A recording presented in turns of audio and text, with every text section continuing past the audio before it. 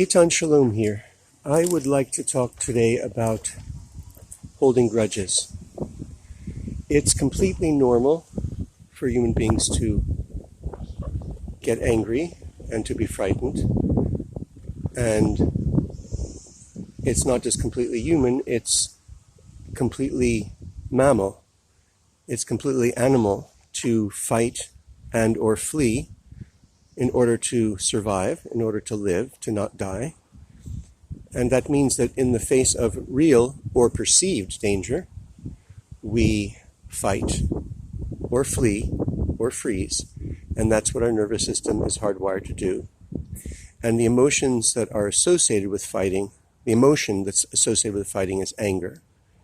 And when we talk about anger, we're talking about the sum set of physical symptoms, such as muscular tension, such as the energy rising up to the neck and shoulders and face, because in order to fight, we mobilize our resources to our upper body. You don't lie down when you're going to fight, you get up. You don't fight seated even. Very hard to do that. And in the case of fear, we mobilize our resources to run. So our physical resources are mobilized towards the lower body so we can jump and run away. And getting back to anger and fear. So what we call anger and what we call fear is the sum set of physical responses, but also emotional, what we'd call emotions, which tend to be things that we feel in our body but don't think about as being in our body.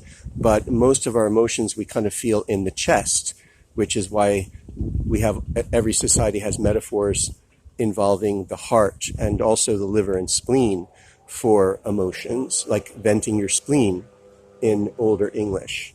And somehow the spleen and liver get very connected in the Middle Ages in terms of that. I'm going to walk a little bit because the leaf blower is very loud. And so it's very normal to experience anger. And then the third part, besides the physical and emotional, is the intellectual. Because we have cerebral cortexes, when we experience anger, we tend to have thoughts and ideas about it, some of which are self-defeating. Well, most of the time they're self-defeating because we perpetuate feelings of anger towards those who have, in many cases, legitimately harmed us. So this is the thing. It's completely healthy and normal to fight, to defend yourself. What's not so healthy is to still be fighting 20 years later or 40 years later. And why do we do that? Because we have these cerebral cortexes, which, like everything in life, is a mixed blessing. The difference between you and I and a deer, for example, a deer is with its child eating grass in the mountains, and a mountain lion appears, or a human with a gun, and the deer hears. The deer, who's a prey animal, tends to be nervous because it has to be on alert. And you see that with humans too, people that are always on alert. But again, that becomes self-defeating. And the deer, let's say it's a male deer with antlers, it fights and it manages to make the mountain lion run away. And then what happens? After that, the deer goes back to eating grass. But first it kind of tends to discharge the adrenaline by shaking its body. And by the way, that's why for us, doing exercise discharges adrenaline. It's kind of the equivalent of shaking. And then once it's finished shaking, then it goes back to eating grass. What the deer does not do is walk around going, gosh, that damn mountain lion, why doesn't he leave me alone? What did I ever do to him, the bastard? I'm a good deer. I'm sitting here minding my own business. Why does he pick on me, the bully? The deer doesn't do that. It can't do that. It doesn't have the cerebral cortex to do that. And so the deer does not develop what you and I would call a grudge towards mountain lions. it doesn't lose its ability to defend itself. So let's differentiate here between taking care of yourself by defending yourself when you need to versus defending yourself when you don't need to. We're all capable of being overly defensive, and it's always because of some either personality type that we came into the world with, which Ayurveda calls Pitta dosha, by the way, and it can also be a response to having been bullied through our childhood or picked on or, anything like that. So, and in some cases, and it's often with family members or somebody that really betrayed you, like a spouse or a friend, we hold grudges. And now, medically speaking, the key point is when you hold on to anger or fear, or for that matter, grief, any emotion in a way that's neither useful nor necessary. Useful is in the moment, right? Useful is your mother dies, you're grief-stricken. That will always be a wound. You'll always have a tender spot when you think of your mother. But if 4 years later you're as grief-stricken as you were when she died, that's obviously not healthy. And the same holds true of anger and fear.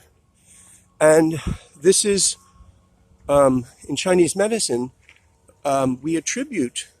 Chinese medicine attributes 33.3% of disease as being the result of unprocessed emotions or excessive emotions in the moment. Like you're in a war. Horrible things happen, and that's an excessive amount of emotion that's very difficult for anybody to process well. So something that struck me when I was reading the Dhammapada, which is one of the seminal texts of Buddhism, and it's couplets with these kind of opposites, and one of them goes, I was hurt, I hurt. So I was hurt by others, and then the next couplet is I hurt others. And I found that very therapeutic, that concept, just to remind myself vis-a-vis my own grudges towards people that had bullied me in my childhood, to recognize that I'm, as Jesus said, let he who is innocent cast the first stone.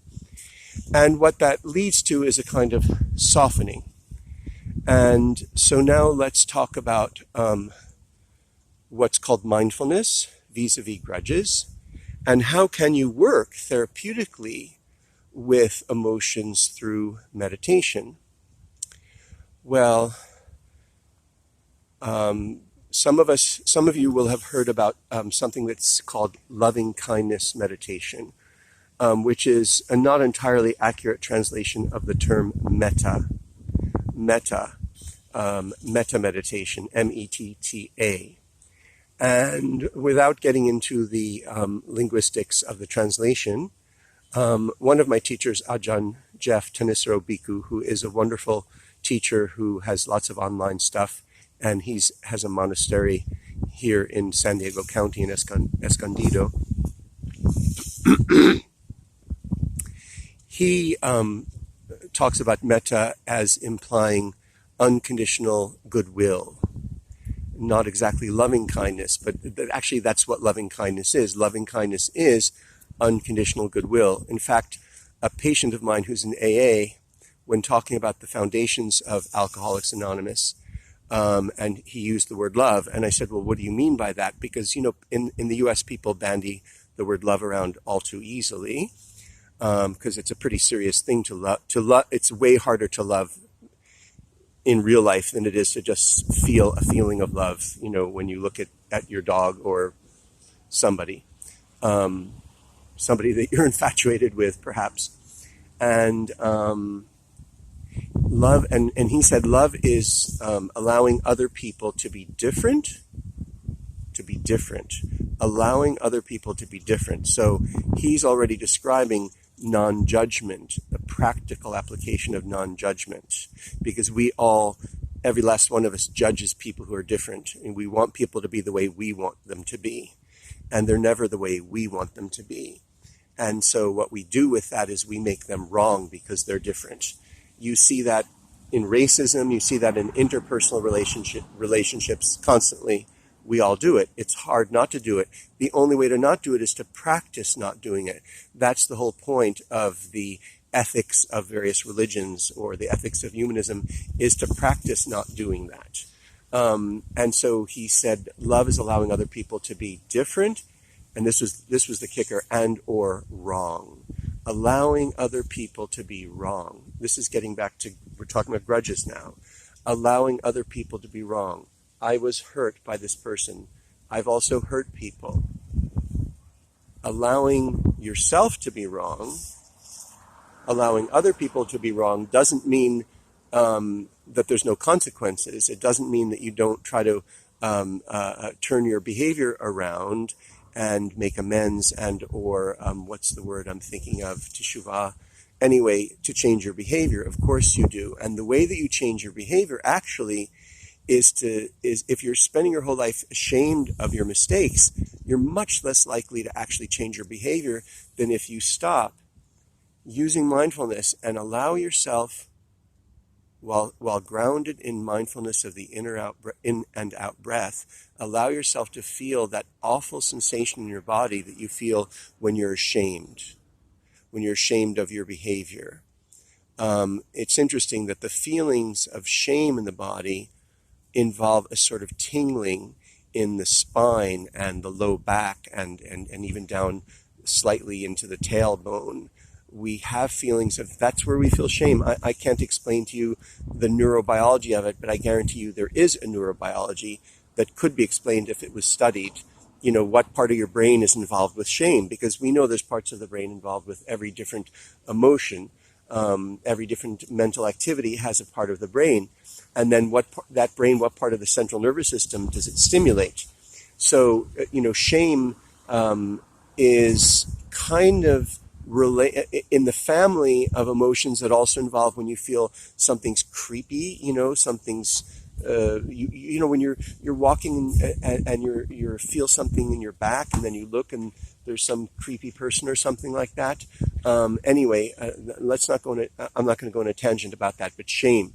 So when you use mindfulness meditation, mindfulness practice, to sit with what you feel and notice your physical body sensations in real time, so that rather than be caught up in the story, of the shame, when I was a kid, I wasn't very, I was tended to be bullied, and once in a while I bullied, and there was this kid that everybody was bullying. His name was Chuck, and I lived in the suburbs, and to sort of fit in. I'm not making an excuse, but I did kind of do it in order to fit in, and also to get somebody to treat somebody the way I was being treated. He was a very unpopular kid. He was kind of unlikable, poor thing. He was a sweet boy, and I took his hat off of his head. I grabbed it and I threw it in an unlocked car and locked the door. And I will always feel, now I feel more grief-stricken, more sad. I'm not being melodramatic. I feel sad. I feel sad for him. I feel sad that I did that. And I used to feel a lot of shame. I still feel ashamed, but I used to really feel it in my body. And I would think about that bullying that I did and feel sort of a nausea, and so I'm way less likely to do something like that again if I sit with the physical sensations in my body rather than being lost in the thought. Now, that doesn't mean that I didn't benefit from thinking about what motivated that behavior, because that's also important. Tends to be this dichotomy, especially in the U.S. for various social, historical reasons, because some people over-intellectualize, then there's a reaction, and we're anti-intellectual, and we just emphasize the body. But then the body is half of the deal. The brain is part of the body, and the brain has function. So it's important to analyze things, and in fact, you can do that also with mindfulness, where you you're grounded in the mindfulness of the in and out breath while you analyze something intellectually. Now, getting back to holding grudges. So, emotions that are unprocessed and or excessive only harm the person who has the emotion. When you're walking around with a grudge, you're not harming anybody but yourself. Your body tenses up, your blood pressure goes up, and you actually are not doing anything to resolve the problem that leads to the grudge. And the thing is, if it involves a grudge because somebody hurt you, well, the worst part of that is over. That the thing that happened, and it's not real anymore. It's something from the past. It only lives in your mind. And this is why Buddhism says, everything is mind. So that what lives is what you're holding on to.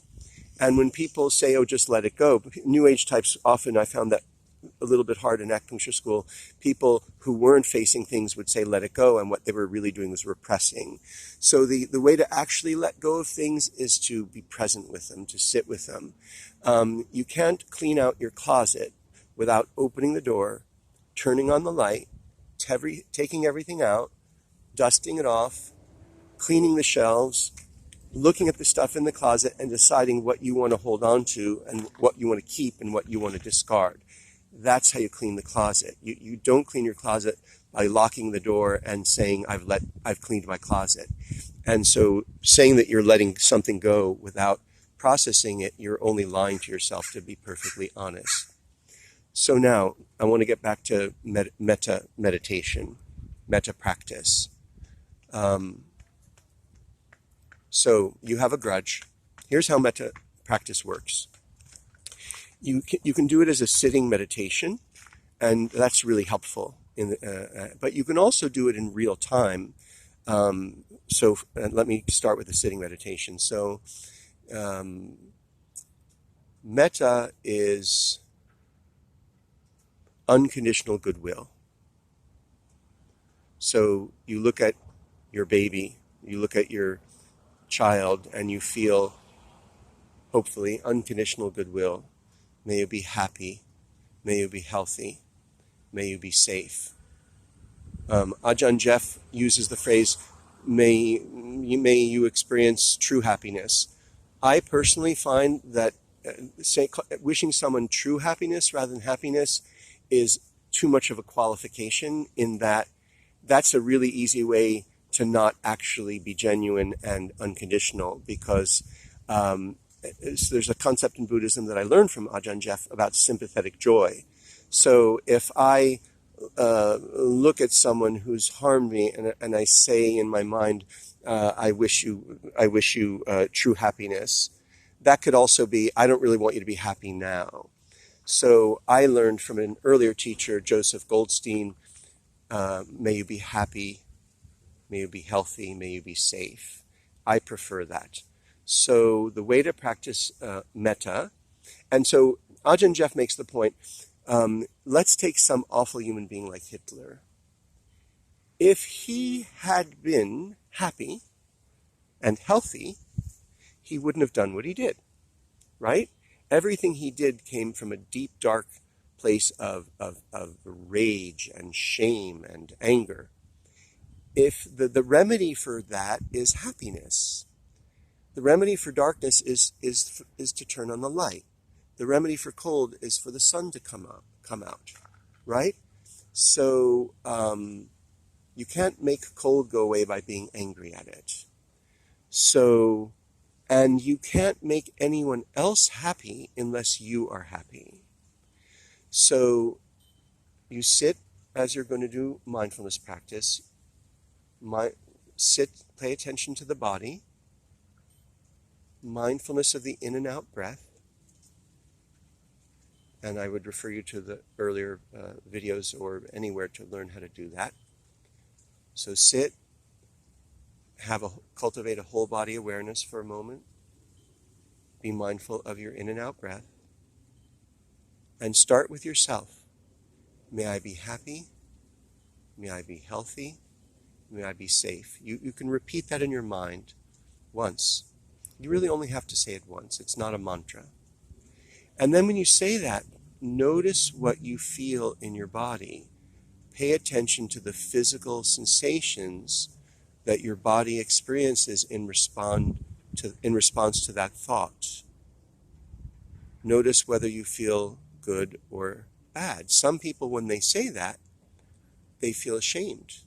They've been programmed into thinking that it's selfish to want to be happy. I've had students that have given that response. So start with yourself and do that for a few weeks. May I be happy, healthy, and safe. And then just continue with your mindfulness practice for 15 minutes, 20 minutes, being mindful of the in and out breath and noticing what you feel after you repeat that phrase. And then if you want, you can repeat it again after a while during the course of your 20 minutes. Use a timer. And then choose someone that you feel really good about, your dog, your baby, someone that you have no issues with. And I'm laughing because I want to say no issues with yet. And repeat the phrase. Think of them in your mind. Sit again and meditate. Think of them in your mind's